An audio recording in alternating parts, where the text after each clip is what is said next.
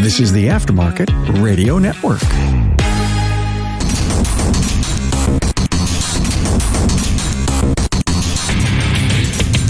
All right, welcome everyone. Thank you again for joining me for another installment in Diagnosing the Aftermarket A to Z.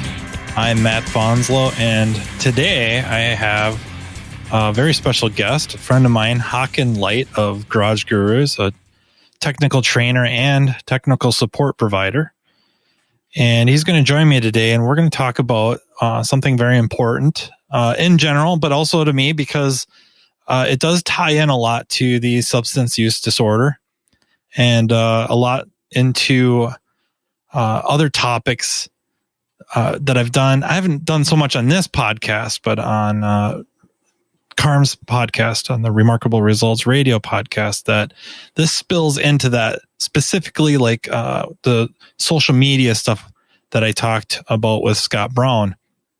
And the topic is mental health, and something that probably doesn't get discussed enough, honestly, and out in the open. Usually it's a subject of getting ribbed or some teasing. And that, I'm not saying that's always bad either, depending on the situation, but there is some very serious things going on. So Haakan, thank you very, very much for joining me. Glad to be here.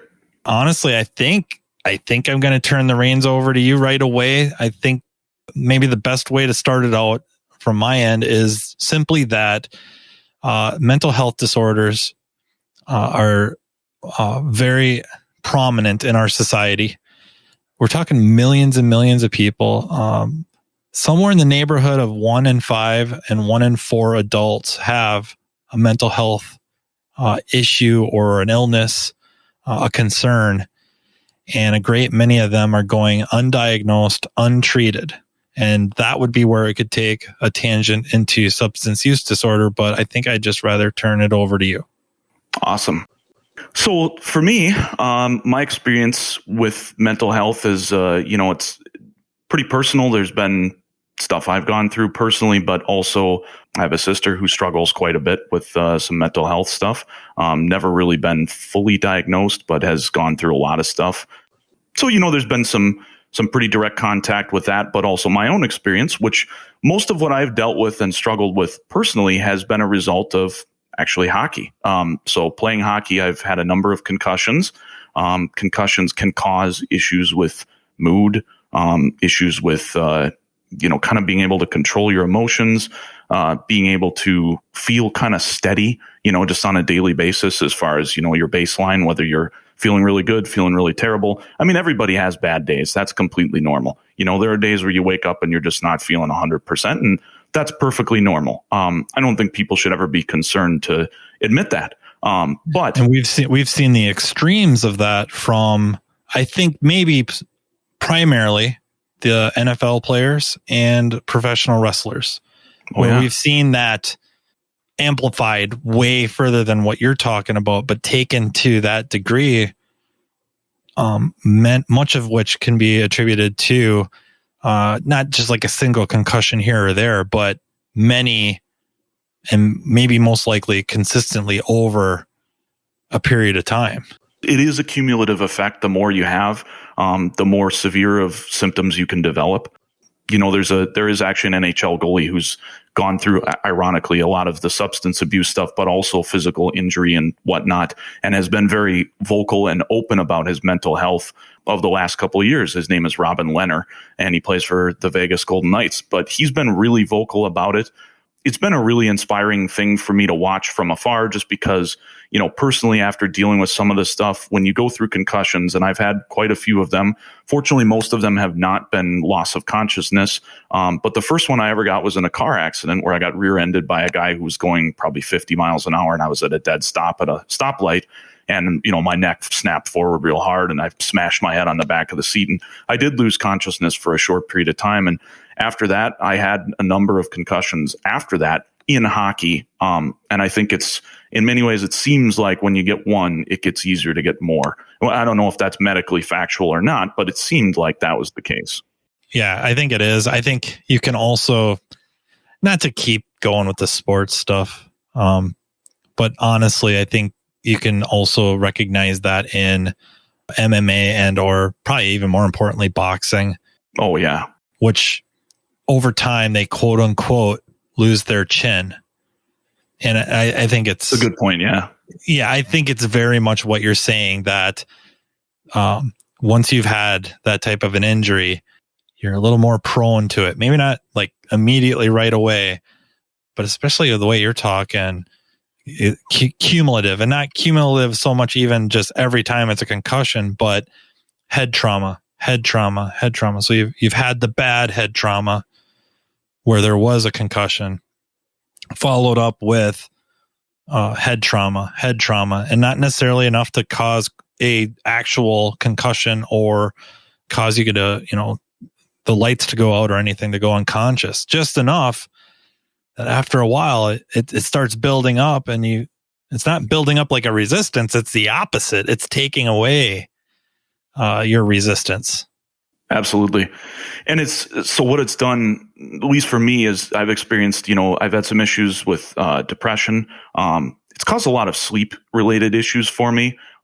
Depression hasn't really been so bad most of the time. There have been, bouts where it's usually after a concussion, because what it takes away from you is your ability to exercise for quite a period of time.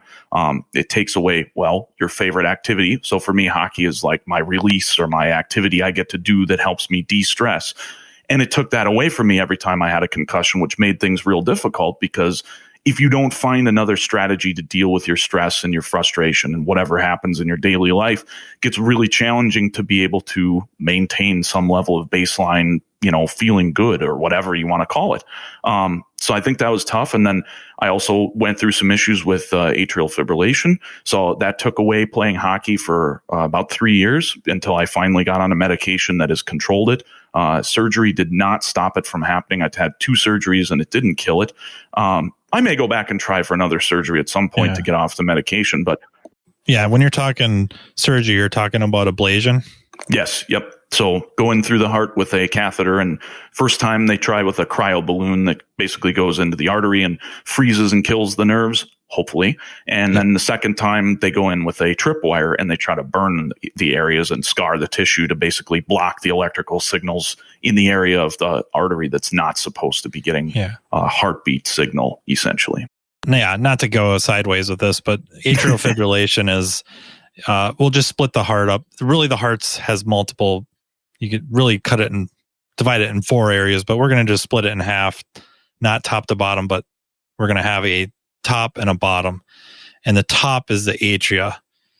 And what he's talking about, atrial fibrillation, is there's something called a sinus node on your heart, and that essentially is what delivers the electrical pulse to your heart to cause it to constrict and, pump blood from the top to the, or really, I think it comes from the bottom to the top, and then that isn't so important. What happens is there's also cells around the sinus node that, with people that have atrial fibrillation, these cells are also capable of delivering that electrical pulse. And for whatever reason, and as far as I know, they don't know exactly why, these other cells decide that they're going to start firing the heart. And it doesn't fire the whole heart. It fires the top of the heart. It's not even so much a pulse as much as it starts to vibrate, almost to flutter. And some people have atrial fibrillation. They don't know it. They have no idea, no symptoms. Other people, the symptoms are so bad, they can't hardly get out of bed because it's so bad. And the reason I know all this is I have atrial fibrillation. I'm pretty lucky when I can tell when I'm in AFib, but I don't really have any symptoms. I can feel it in kind of my throat and chest a little bit. Sometimes I'll get some clammy skin, but I've never had loss of breath, never felt tired, never couldn't, run up the stairs or do my job or anything like that. But I know some people, it was very serious. It's a serious issue all in all. I mean, it's your heart. Yeah, right. When's that not serious, right? Right. Yes. But serious in that it does affect their activities. And in your case, it caused you to not be able to go out and exercise / play hockey, where mine, there was no restrictions. They're basically like, they didn't believe I was ever an AFib until they sent me home with a monitor and witnessed it.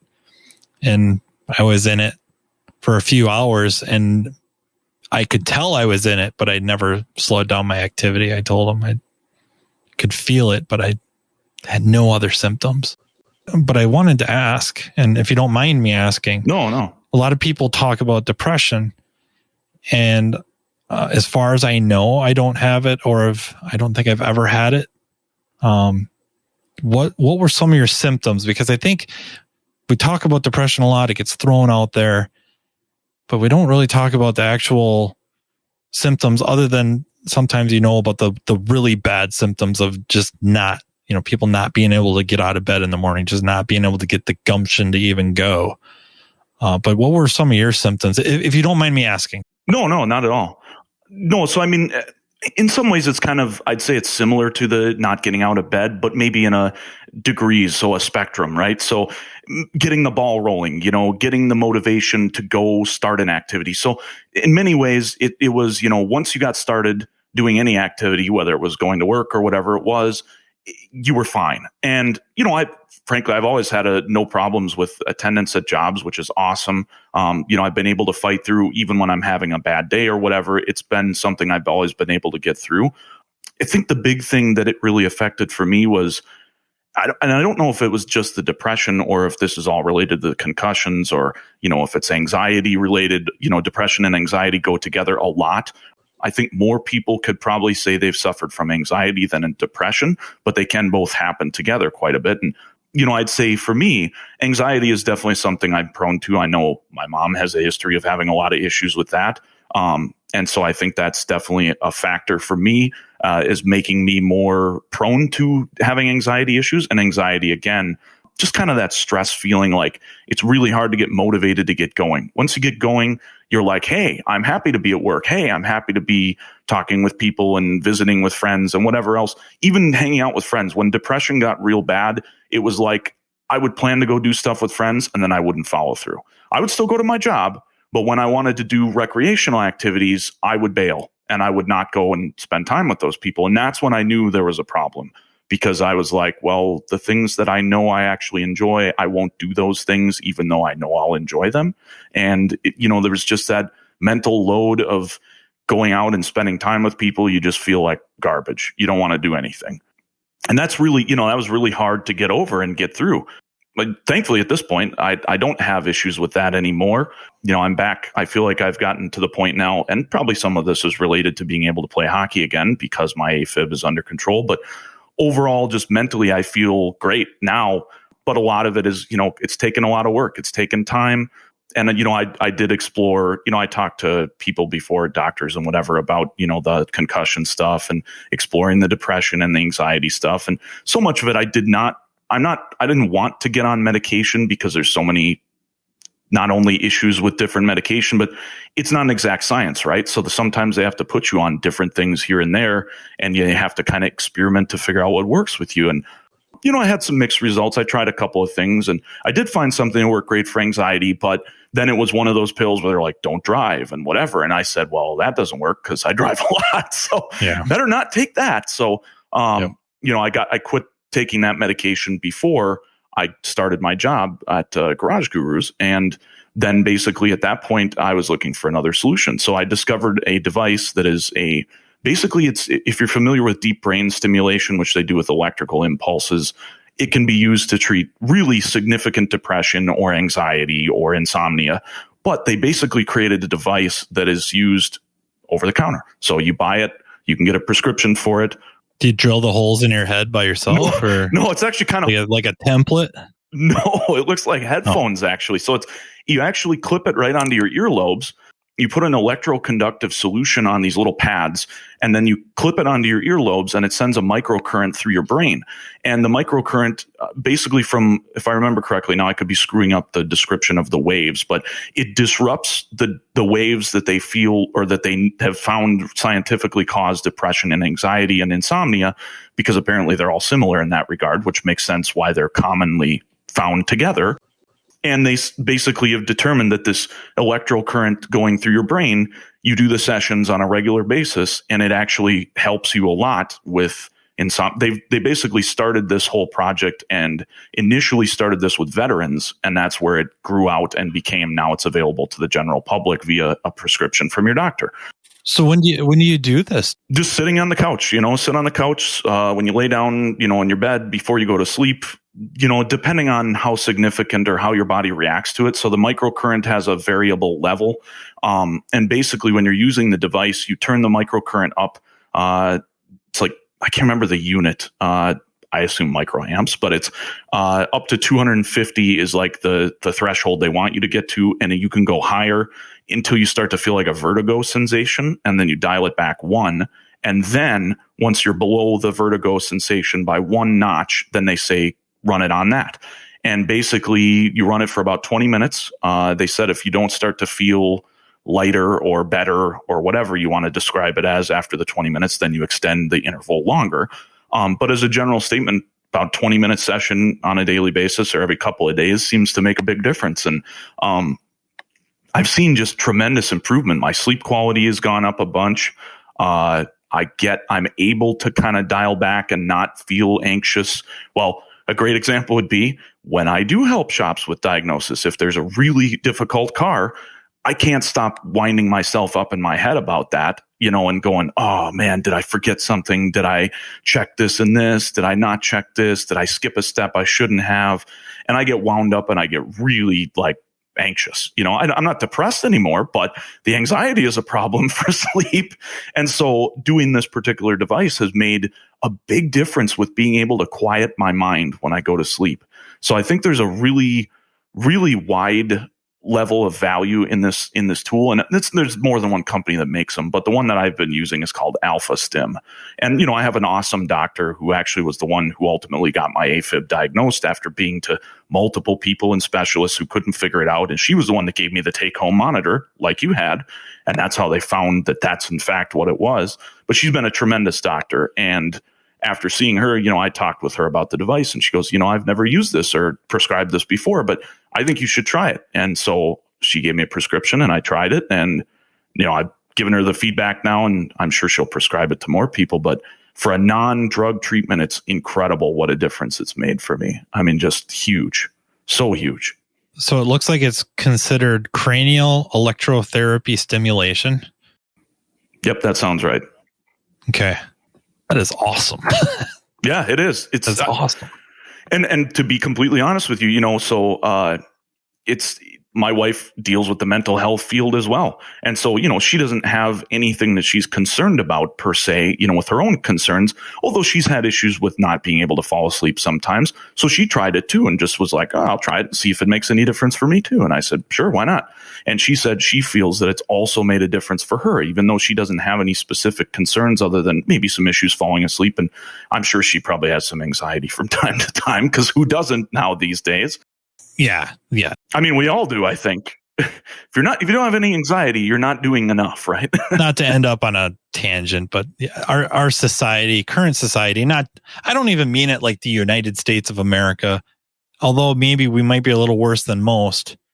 Just the current way information is spread and available to everybody worldwide. But the U.S., with 24/7 news networks, multiple 24/7 news networks, your phone. I mean, you learn about things right away. Not just the news, even Facebook, Twitter. What are these people doing? Oh, wow, they're so successful. They're having so much fun. I'm not having that much fun. What am I doing wrong? Right. And it just keeps piling on and piling on and piling on. And I was going to mention earlier, and it's not really all that important, but the number one mental illness, if you will, in the United States, by far is anxiety. Makes sense. It is by far almost 20%. Almost 20% have some level in the level, meaning to a disorder level. Oh, for sure. Not just like normal, quote unquote normal anxiety that I think any reasonable human being would get, be it, asking somebody out on a date or going and speaking in front of people. Sure. Like situational. Yes, absolutely. I think that's a very good word. That's a very good word you use, situational. Second in line is depression. So the only reason I was going to bring that up is like you mentioned, if you want to say suffering, that you're suffering from a couple of these or afflicted, whatever terminology. And I mean, I want to be careful to be accurate. That's the two most common ones. Even with the AFib, like that is for a heart issue. It is like the most common one. Yeah, I drew all the short straws, right? More or less. What else is going on with you that's common? We could just find a list. It's almost like Identifix. We could just. Well, I was overweight, so I had to lose a bunch of weight. So yeah, I mean, kind of a lot of things. Yeah, X amount of years old, Caucasian male. Yep. What are the heavy hitters here? Right. Cardiovascular. Oh, it's AFib. Number one. Mental health. And also, they said Nordic heritage people, which of course my mom's side is all Swedish, apparently have more prone to AFib for whatever reason. That again, they don't seem to know why it's caused. So no, I diagnosed it. It's lutefisk. I Swedish, do not right? eat that. Oh, I'm yeah, Swedish. Yep. I don't eat that though. Lefse maybe, but not that. Yeah, lefse. But I like anything that's bread pretty much. So. The other thing, you mentioned it, and I just kind of want to make sure it doesn't get glossed over either, is physical activity is extremely important to mental health. Yeah, it is.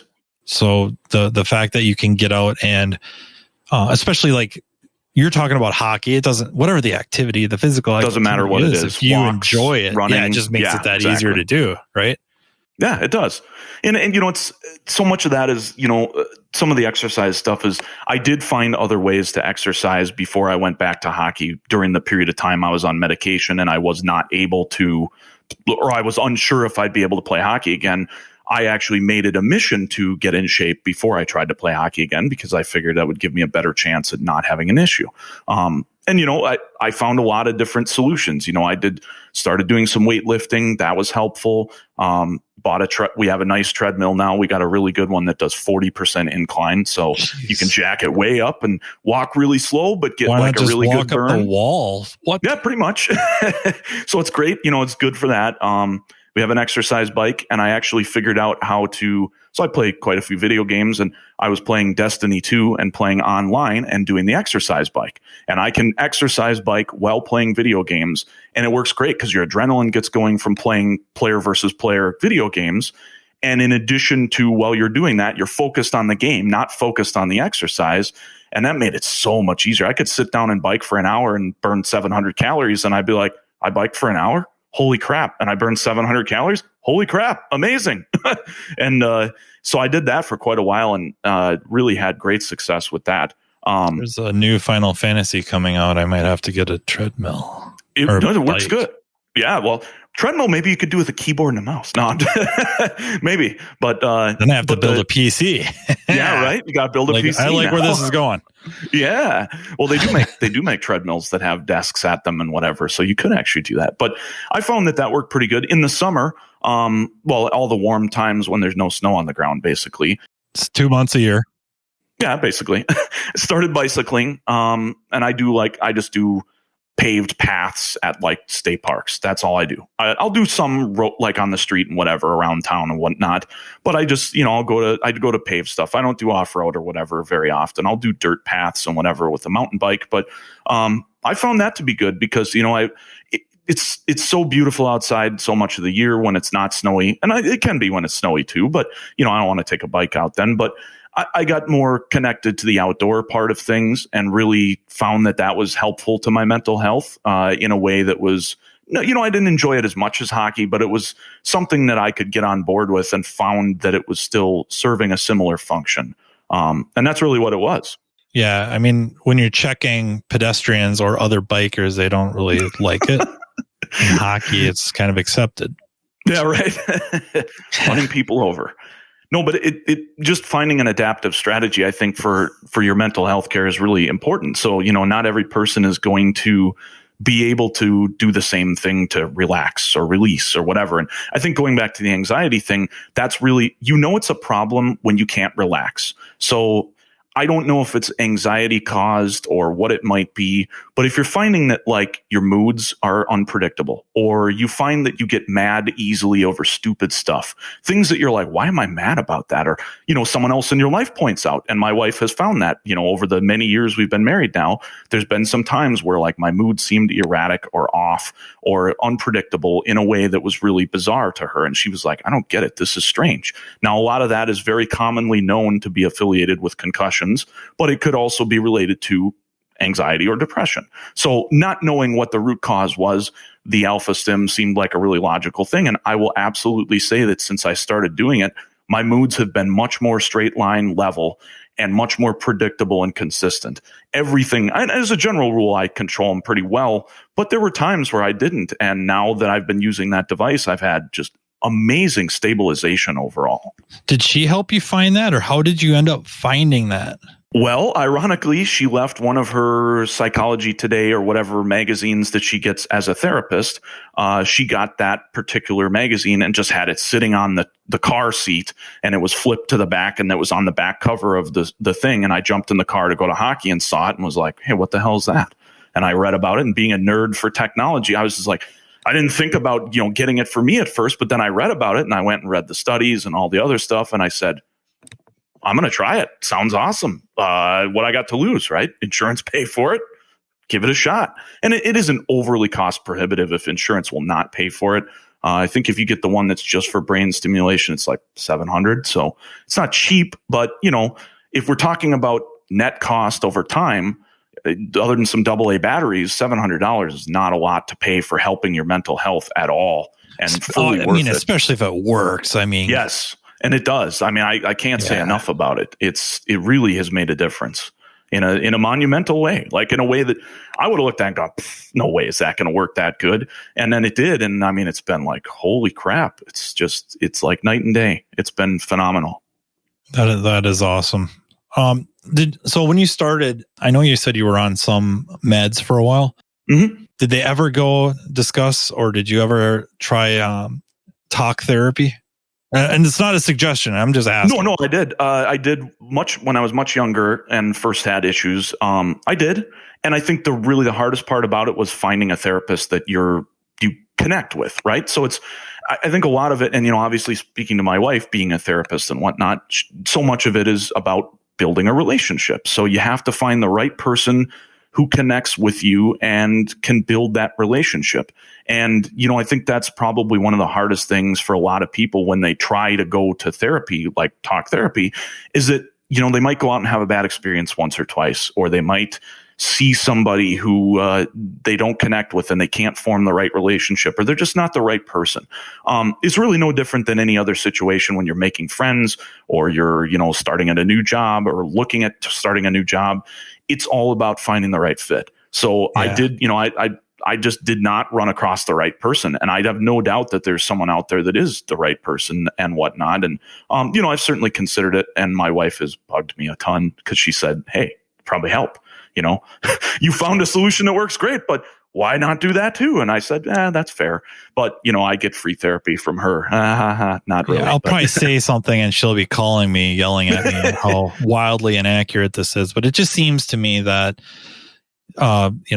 TV movies have done a great disservice in portraying what goes on in those sessions, in that you go a couple of times and you cry, or you lay on a couch and they're analyzing you, and then they tell you that when you were a kid something traumatic happened, whatever. I'm not even talking like super seriously horrible horror story type stuff, right. But just and that's what we get.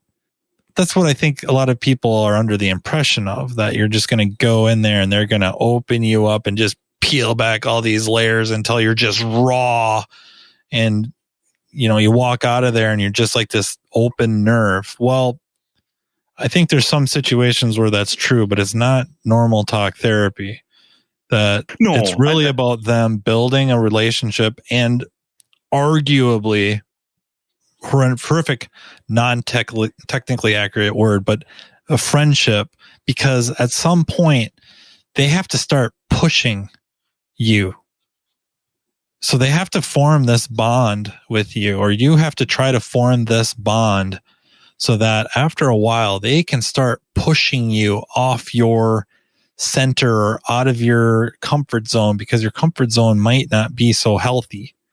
And when they start doing that, and it just takes time. And I think we're instant gratification society, and we watch this stuff on, TV, and we expect to go in there and go through a couple boxes of tissues and come out a new person. And it just doesn't happen. Well, and so much of it is, I think people, there's a perception that you go to a therapist and the therapist is going to fix you. And the reality is that the right attitude to go into a therapist with is that it's work. You're going to go in and you're going to have to put in the work. And the only way it's going to get better is if you're willing to get better and you're ready to do the work, because they're going to give you the tools. So that's what the therapist can do. They can teach you methods. They can give you tools. They can give you ideas of how to do stuff, but you still have to take the responsibility. And it's ironic because, like you said, it really does draw a strong parallel to substance abuse, because think about anyone who's dealt with addiction. You can't force them to stop. You could lock them up. You could keep them away from drugs, but it's never going to stop until they decide they're ready to be done. They have to make that choice ultimately. And when they're ready to be done, they'll be done. And if they're not ready to be done, they won't. Yep. Or they could be ready to be done. They still need that toolkit, like you're talking about. That right. You have to be taught and given these tools to use, almost like the Snap-on guy. Yeah. He ain't going to fix the car for you. He's got some tools for you, and I guess you still have to know how to use them. A scope is a great example, right? Yeah. I could give you the best scope on the planet. I could give you a Pico scope. And if you have no training and no knowledge and understanding of how to use that scope, it's worthless to you. Now, that's not saying it's empirically worthless, but that does mean to you, it's not a tool that's going to help you until you learn how to use it. So mental health is, I think, just a weirdly good parallel actually to the automotive world, because, when you talked about relearning and stuff, and in many ways it is the human body and the human thought process and the way you wake up and operate every day. It's a pattern, right? So you have learned adaptive values just like an ECM. Yep. And you have to reset those, and you have to be willing to stumble through, hey, the car runs like garbage now. Hey, I feel awkward and weird right now because I'm trying to relearn my own adaptive patterns. Okay, that's normal. Get comfortable with that. But it's all about being accepting of wanting to improve, right? And I think that's, if you take that attitude and you say, hey, I want to get better, regardless of whether it's about getting better at working on cars or improving yourself or making your mental health better or whatever, if you adopt that attitude in every respect you can, you will have infinitely better results. I mean, it's off the chart, Yeah, I know I throw the word around a lot. I just think, and I'm not an authority. I am so not an authority.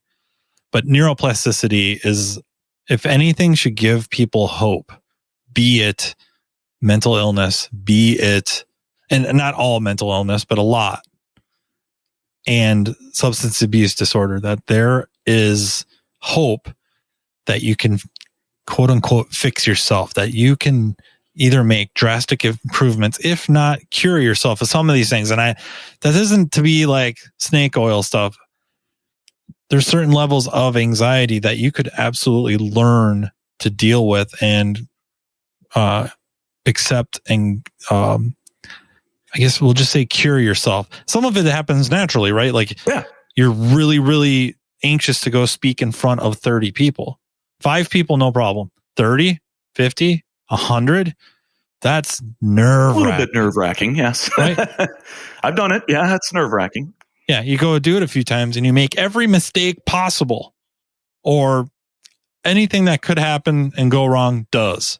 Oh, it has. And you survived, and you just kind of adapt and maybe build a little bit of a callus here and there, but you adapt, and now 50 people, no problem.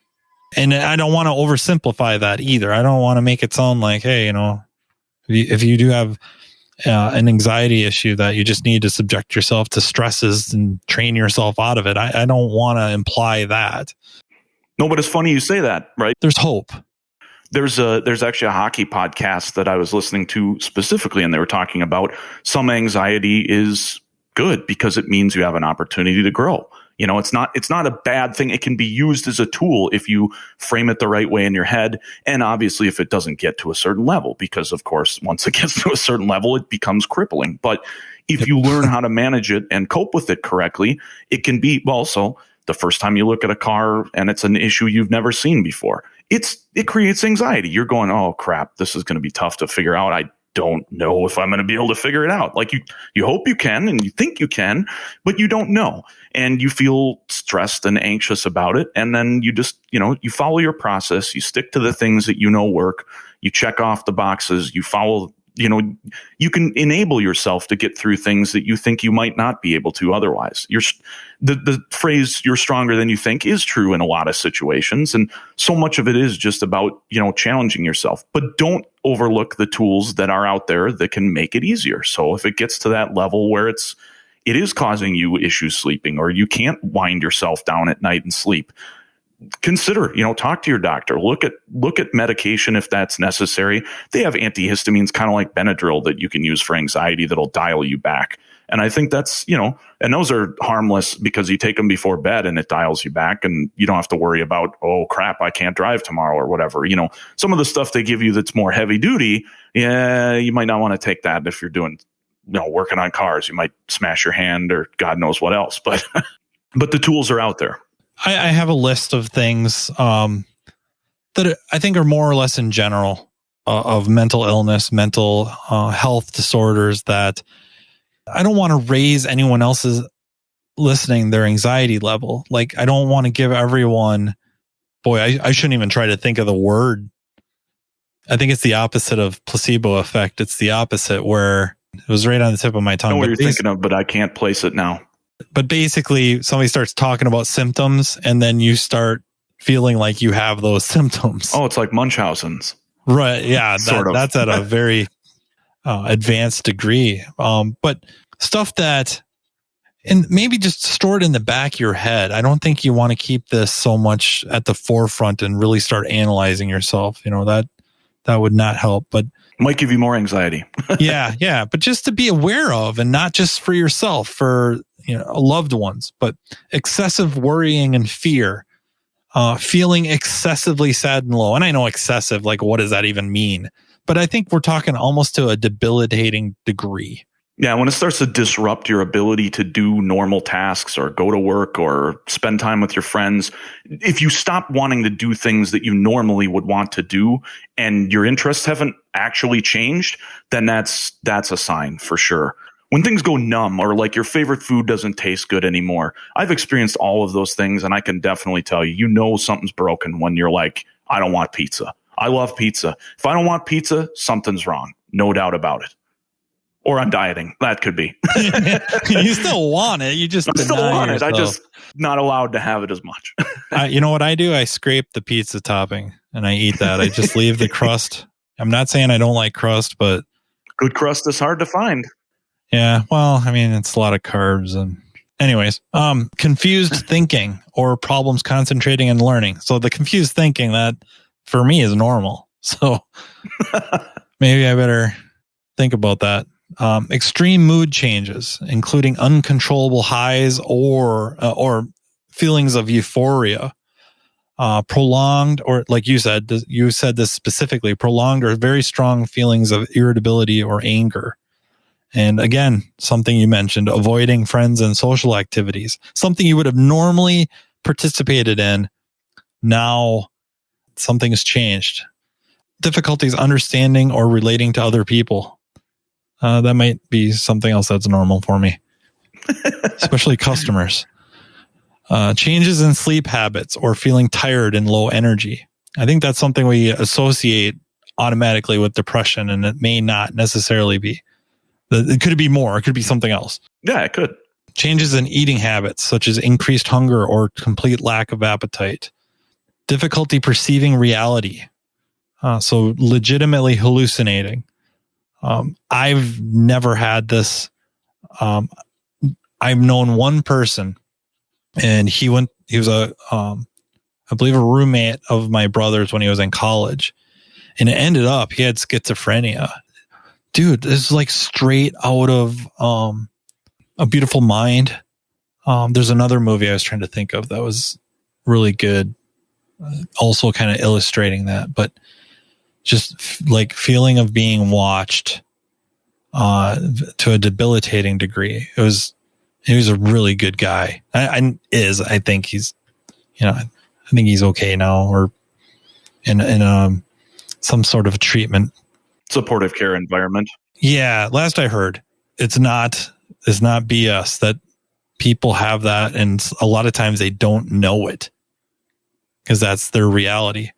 Another one, you wouldn't call it a mental illness, but yet another symptom, I guess, was the late Robin Williams with his Lewy body syndrome. Yeah, they had a terrible time perceiving reality.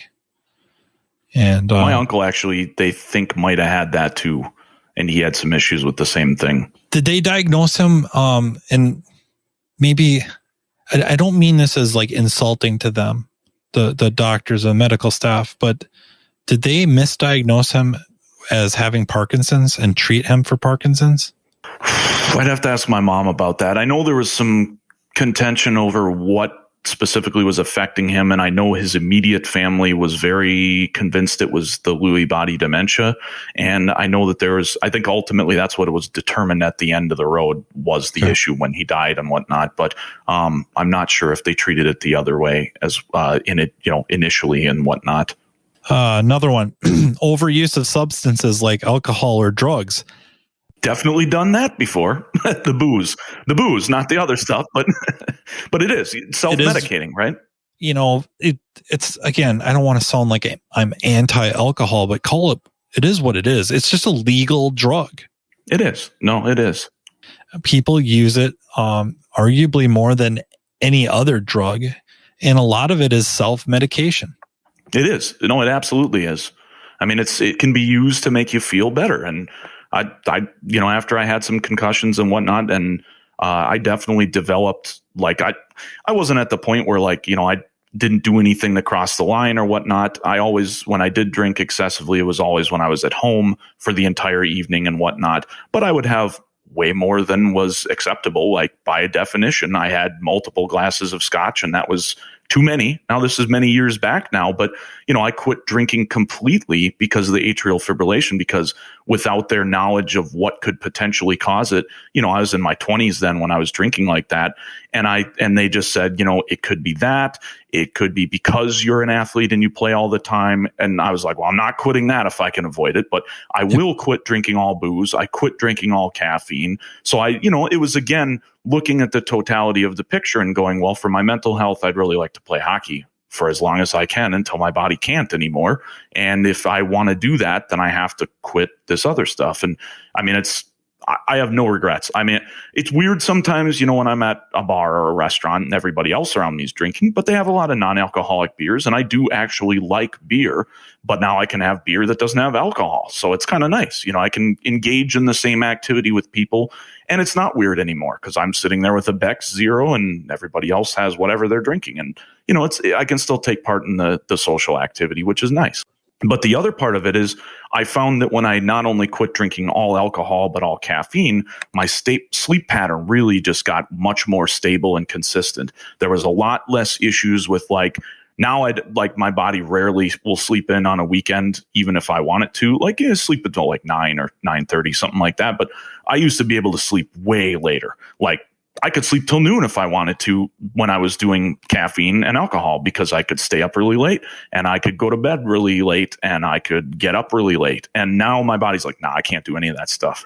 You got to go to bed, you got to get up, and you're getting up whether you want to or not. So nice. Much of it has changed, and you just become a lot more aware of so much of just your reality when you're not having anything to take you from here to here or here to here.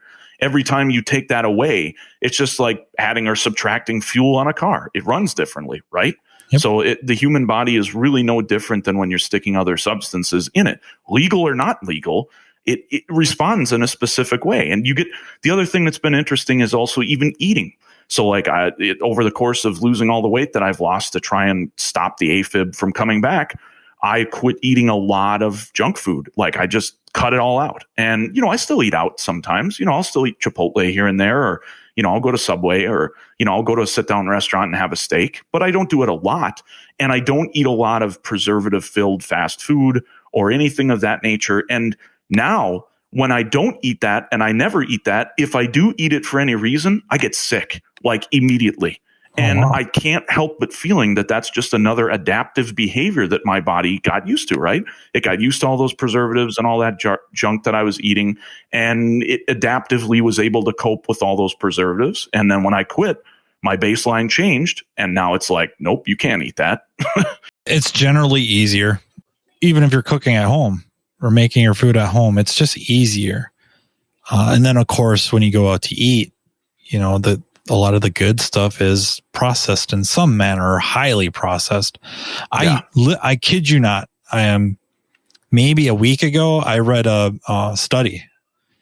I'm trying to find some follow-ups or something for more support. But this study found that, and they had a really large control group. It's got the bones of being a very powerful study, that the group, they had various mental health disorders.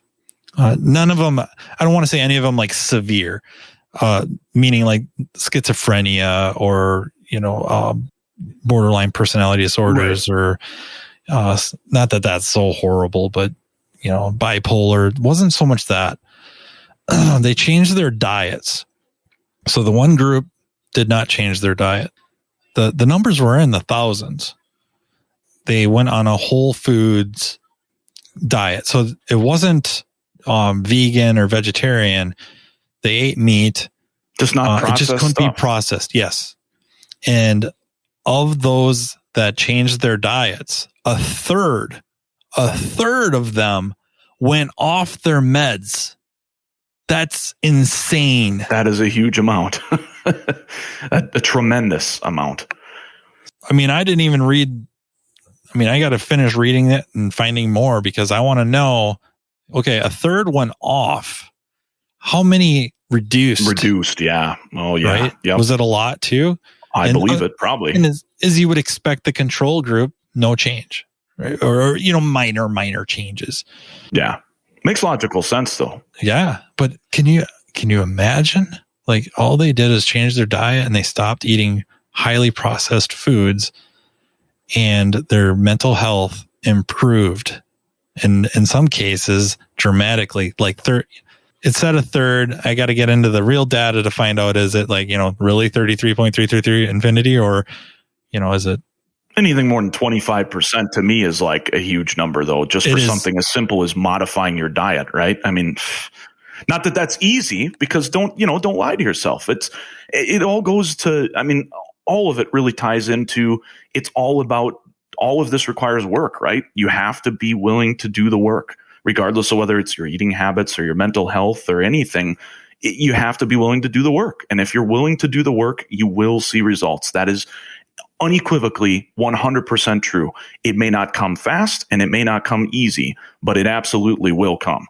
There is no way you will not have some level of success if you put in the effort.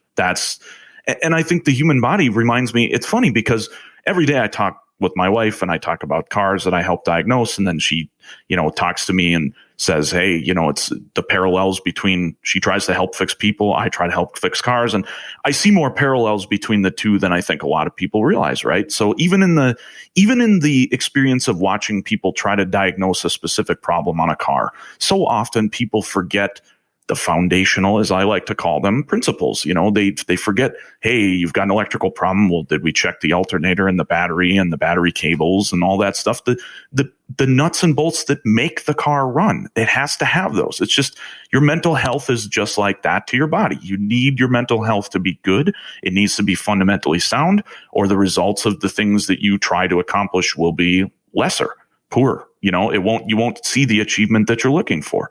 And it's the same thing with your physical health, right?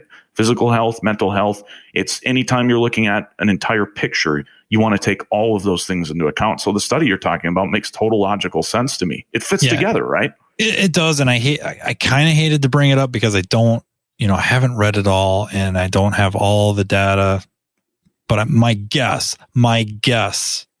is where it's leading. And again, probably maybe shouldn't even be saying this stuff because I'm making an assumption and I fix cars for a freaking living and I'm no assuming waxing intellectual on this medical study about diet. But my suspicion is it's going to lead to something pertaining to the gut microbiome and its effect. A lot of times it gets referred to as the second brain.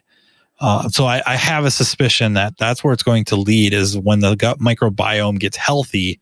There's immediate's not the right word, but a very direct improvement towards your mental health as well. Sympathetic nervous system response would be my bet. Yeah. I mean, it makes sense, right? So it's funny you say that though, because if you actually go look up potassium sorbate, that is one of the preservatives that is in an unbelievable, and they call it different things. Sometimes it'll call sorbative or sorbate or whatever. There's different terms, kind of like MSG is hidden in a lot of different ways. And, you can find like modified food starch and all that crap. Well, potassium sorbate's the same way. And that is actually one of the preservatives that will kill the healthy bacteria in your gut. And surprise, surprise, it's in a ton of processed food at a monumental level. I actually picked up on that a while ago and I was like, this seems to be an issue where like if you have a lot of potassium sorbate, you feel really terrible and you end up in the bathroom a lot and your body just can't quite right itself. And if you look up what it is, it's essentially something that's used for like sterilization purposes and whatnot. And I'm going, that doesn't seem like something you should be putting in your body. That's like drinking a very small amount of bleach or something akin to that. And, you got to figure that's going to kill the stuff in your gut. A little bit of bleach kills a lot of, bad things too. You might kill some bad things, but you're going to kill some good things too. Yeah, but probably a lot of good things. That's just one preservative I ran across that I noticed was in a lot of the processed food that I used to eat pretty regularly. And boy, oh boy. The other thing that's been kind of game changing for me was the Apple Watch. So I've used the Apple Watch a lot to track calories, track exercise, that kind of stuff. But they also have a thing on it that a Breathe app that basically you can go through and do deep breathing exercises and you can program it to do it on a regular basis. And it really does. It can make a big difference. I mean, there's all sorts of studies that talk about how it stimulates the nervous system in a constructive fashion. And like, ironic that you mentioned dealing with customers earlier, but if you ever have a customer that's having an absolute meltdown, take 3 huge deep breaths in front of them. I guarantee you they will immediately go from here to here. And it's a response. The human body responds back to that. Absolutely. Yeah. Almost like yawning, right? Yeah, it is. It's just like the yawning response. It's super similar. They will take a deep breath and suddenly their nervous system will go down a little bit and they'll calm down and they'll be less mad and they'll be easier to talk to. But a phrase that I always felt was really actually useful when I was dealing with customers, when I used to do front shop stuff and, manage a shop, was when I was having the conversation, I was just like, let's be fair. Let's be rational. I'm trying to help you here. I'm not your enemy. I want to help you. I want to make this right. Let's work together to find a solution here. And I think when you just have a really even tone and a calm disposition and you talk to people that way, eventually they kind of go, oh yeah, I'm yelling. And they kind of go, oh yeah, I'm kind of melting down. And then, you do the 3 deep breaths and suddenly they're back to normal and they calm down. And I can't tell you how many people where they came in and because their perception was something was not okay in the initial interaction. And I got them back to, okay, we're okay. And they left happy and everything was all good. And it's so important to remember that everybody you deal with, employees, your customers, everybody, they can all be struggling with mental health. They could all be struggling with having an anxiety attack. I mean, they probably are having an anxiety attack. Cars are expensive to fix. And you go, hey, look, it's $3,000 to fix your car. And they go, I mean, I just put a furnace in my house and that was $7,000 or $8,000. So let's be honest. You get a car bill that's $2,000, $3,000, $4,000 or more. Yeah, I can understand. Who isn't going to react to that, right? Who isn't going to get upset? Did you make sure to tell the installer that you used to be an HVAC technician? No, I didn't say anything to him, but I did say, I was impressed. They did a really good job. The installation, I went down and looked, and they did a great job. It looks much better than the initial furnace that was installed in my house. Kudos to them. And it was actually two younger guys. So that the electrician had an apprentice with him who was very young. And then they also had the HVAC guy who was also pretty young. I think they were all in their 20s. And I was really impressed. They all did a great job. The only thing one of them forgot, the HVAC guy forgot to plug in the hot water heater. He had the splitter with the hot water heater and the water softener and all that stuff. That goes to an outlet above the heater. And he had plugged the heater in, but he forgot to plug that back in. It's the only mistake I found. And I was like, if that's the worst mistake he made, I'm good. I got no concerns. That's fine. What? That should have been a comeback. Oh my God. You should have been melting down on the phone. How dare you? Since you. I got no hot water. No hot water. My wife was like, well, I'm glad you caught that before I went to take a shower, because I would have been really upset. And she showers before I do in the morning. So I would have heard some screaming, what's going on? No hot water. And understandably so, because that would have been tough. To kind of start winding this down, I don't know. I worry some of the stuff I've said or done has been making light of it. And I really am not at all. This is very serious topic. And it's important to talk about and address and be aware of, not only for yourself, but for your coworkers, for your employees, for your customers, everything. Because, when it really boils down to it, if you were to guess what's the second leading cause of death in people ages 10 to mid 30s, well, what would you guess it is, just off the cuff? Probably suicide. It's suicide. And half the people, and at least, right? And statistics are what they are. I'm not saying take them with a grain of salt, but there's a fudge factor, right? Almost 50% of those who have died by suicide have undiagnosed / untreated mental health issues. That's important. And it's really important to us because we're a male, at least right now. And in a way, I hope it changes a little bit. If it's going to change, I hope it changes. I don't want to force the issue, but we are male dominated, not society, male dominated profession. Yes. That's all there is to it. We are. Totally true. And when it boils down to it, about 80% of all suicides are males. There's some weight to this. And I'm not trying to insinuate that there's just, these numbers they're too high. I don't want to blow it out of proportion. Like a lot of our media out there, I'm not trying to blow this out of proportion, but it's enough to be aware of. Yeah. No, it is serious. It is a big deal.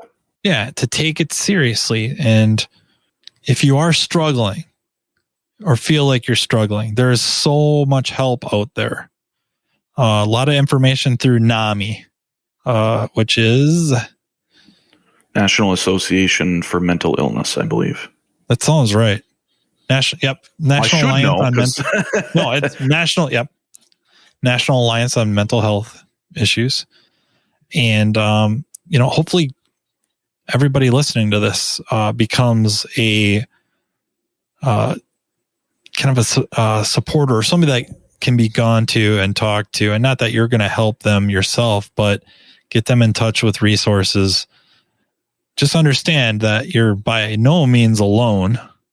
I have talked with a few people just through Facebook groups and whatever that have struggled with stuff, and just being an ear and listening to someone might be enough to help them get over the hump to the next step, going in to talk to a therapist or, talking to their doctor about depression medication or whatever it might be.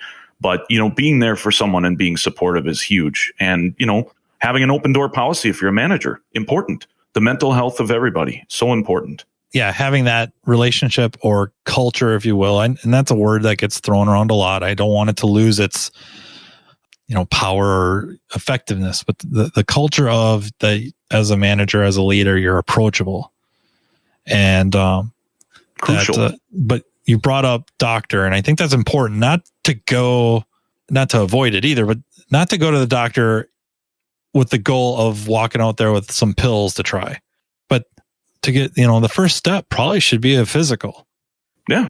Is there anything, wrong first and foremost physically Hormonally. to address? Yep. Hormonally. You can't discount that. That is a possibility.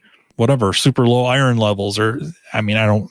Vitamin D. You never know. There's a lot of things like that. And I think but again, another parallel to cars, right? So you need to assess the baseline health of a human being, just like you would a car, right? There's basic things you do. You check all the fluids, you check the battery, you check the alternator. It's basic stuff, right? But you should be doing that regularly with yourself as a human being. You should go in for your physical yearly. And doctors really, to me, are no different than a therapist. If you're going to try to find a therapist, you may not be seeing a doctor you like or that you're comfortable with, and that's important. Find someone who is. There is no shortage of doctors, just like there's no shortage of technicians and shops, right? If you find one that you don't like, that doesn't mean you shouldn't go. That just means you need to find a different one. And there's different ones for everybody. And I think I saw 5 different doctors until I found the one that I have now. And I have a great relationship with this doctor, and she does a phenomenal job. And she's treated everything that I've run across, whether it's an injury related to hockey or it's, any of this other stuff. She's done a phenomenal job, but she listens, and she's very, very, very treats the whole picture, looks at everything, and, just a great doctor, which ironically I was referred to by my wife because she goes to her as well. She used to go to her, but. You're crediting your wife an awful lot in this podcast. Is she standing off screen there? No. Okay. She was downstairs exercising. Thank you very, very much for coming on here and talking to me about this. And again, I can't stress enough. Don't fear being alone, that you're the only one. Don't hesitate to reach out. Understand that there's a lot of resources out there. And people are probably going to be more understanding than you think. Try not to have the anxiety of how they're going to react before you give them a chance to act or react. So, and there's no reason to feel shame. Yeah, I know it's easier said than done. It's perfectly normal to have an issue. I think that's one of the things that, especially like you were saying with the men, male gender as a whole, that we've dealt with, as so much of it is keep it inside, don't have feelings, don't experience anything, don't have a problem, just tough it out, whatever. And that there are days where that makes sense, and there are times where you got to eat it and just get through it. Maybe you got to go to work when you feel like garbage or whatever. Yeah, that's part of just being an adult. But there's also, you need to look in the mirror and go, I'm not okay sometimes. And if you're not okay, you got to deal with it. And there's no shame in that whatsoever, because when you're at your best, you bring your best to everybody in your life, whether it's your job or your family or your friends or your children or whoever it is. They get the best from you when you're at your best. And the only way you can do that is be honest with yourself if you are not okay, Yeah, there's a Bill Burr bit about it. You got to push it down. And don't get me wrong, if you go watch it, I'm a big Bill Burr fan. It's blue. It's blue. But there's a lot of truth to it. And it's funny because it's true. And that's exactly what we're conditioned to do. It's maybe fine to a point.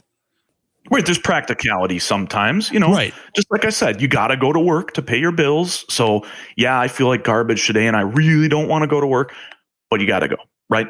So if it's unless it's literally you can't do it, there are days where you do fight through stuff. It's no different than professional athletes. They play injured all the time, and they play probably battling mental health issues on a regular basis. So it's not like nobody else is struggling with it. But that's the thing, is you can know that the other guy next to you might be struggling with it as well. Talk about it. And, you don't know who's going to be supportive and who's not. Find the people who are supportive and tap those people, and I've tried to be supportive. If I see anybody struggling, I try to reach out and say, hey, I don't have the answers here, but I can definitely try to help you find some people who can help you. And if you just want to talk, I'll listen. I can't hurt. Yep. Same here. And if you're looking, if you suspect there's an issue and you're starting the process of, a doctor, maybe a therapist, whatever, I don't want to sound like I'm pushing one way or the other. I think there's logical sense in starting at the doctor, at least to rule out some obvious physical issues, with the blood tests and all that. But also, if you're looking into treatments, already in some sort of a program or treatment that you don't feel is working, bring up this cranial electrotherapy stimulation. At least have a discussion with them, get an idea what they think about it. It looks like it's totally legit. Haakan has had very good results with it. Keep that in the back of your mind as well. Again, Haakan, thank you so much for opening up about that stuff, talking about some pretty personal things. Can't thank you enough. I really do appreciate it. And thank you for listening. This is Matt Fanslow with Diagnosing the Aftermarket A to Z. And I look forward to talking to you next time. You've been listening to Matt Fanslow, Diagnosing the Aftermarket A to Z on the Aftermarket Radio Network. Follow Matt on your favorite listening app. He's very interested in what you have to say. Let him know what you'd like him to cover and come on the show. Matt is all for advancing the aftermarket. Find Matt Fanslow on social media and connect or on aftermarketradionetwork.com.